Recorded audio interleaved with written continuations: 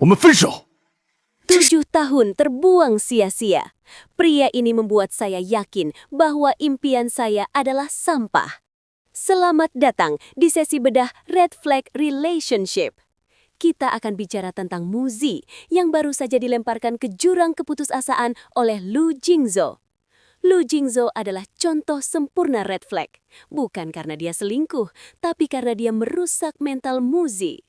Tonton sampai akhir, karena kita akan lihat bagaimana green flag sejati datang dan membelikan impian Muzi seharga perusahaan mantan pacarnya. Hubungan 7 tahun itu berakhir tragis. Lu Jingzo tak hanya selingkuh, tapi juga menyalahkan Muzi atas insiden yang menimpa pacar barunya. Muzi merasa dirinya adalah sampah.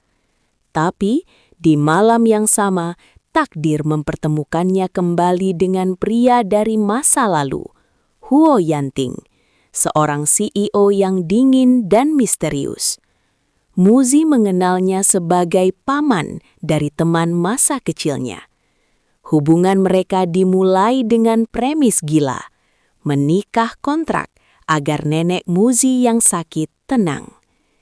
Yang Muzi tidak tahu, pria green flag ini sudah lama mencintainya.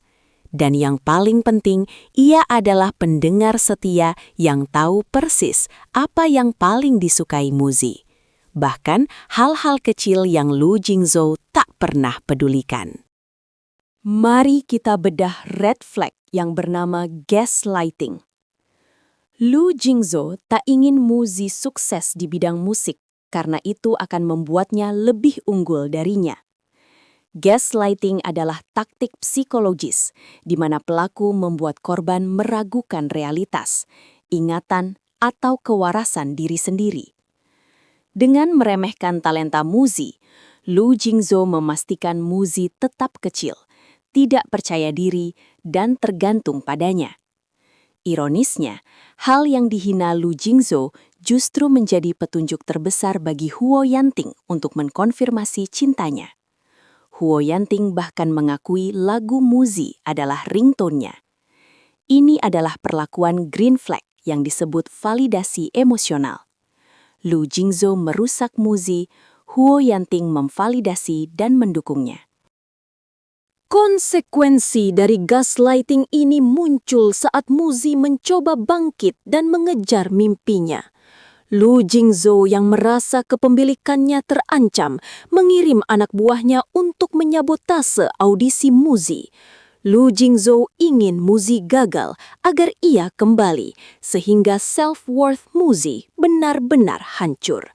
Ini adalah puncak sifat entitlement red flag. Tapi inilah saat green flag kita menunjukkan kekuatan sejatinya. Huo Yanting tiba-tiba muncul di ruangan. Konsekuensi dari gaslighting ini muncul saat Muzi mencoba bangkit dan mengejar mimpinya. Lu Jingzo yang merasa kepemilikannya terancam mengirim anak buahnya untuk menyabotase audisi Muzi. Lu Jingzo ingin Muzi gagal agar ia kembali, sehingga self-worth Muzi benar-benar hancur. Ini adalah puncak sifat entitlement red flag. Tapi inilah saat green flag kita menunjukkan kekuatan sejatinya. Huo Yanting tiba-tiba muncul di ruangan, bukan hanya sebagai suami, tapi sebagai CEO Huasing Entertainment, perusahaan impian Muzi. Ia tak hanya memberi Muzi pekerjaan, ia juga membalas dendam secara elegan, membuat Lu Jingzo kehilangan proyek bisnis bernilai jutaan dolar sebagai konsekuensi. Hubungan ini mengajarkan kita bahwa cinta yang sehat adalah dukungan, bukan penghancuran. Red flag Lu Jingzo bertahan selama 7 tahun karena ia berhasil menanamkan trauma bonding melalui kepalsuan boneka hujan. Green flag Huo Yanting membangun secure attachment melalui kejujuran dan validasi. Ia tidak perlu mengatakan ia mencintai Muzi. Tindakannya mengingat detail kecil, membelanya, dan mendukung impian musiknya sudah membuktikan segalanya. Pesan moral: jika pasanganmu membuatmu mempertanyakan kemampuan atau self-worth dirimu, itu adalah red flag terbesar.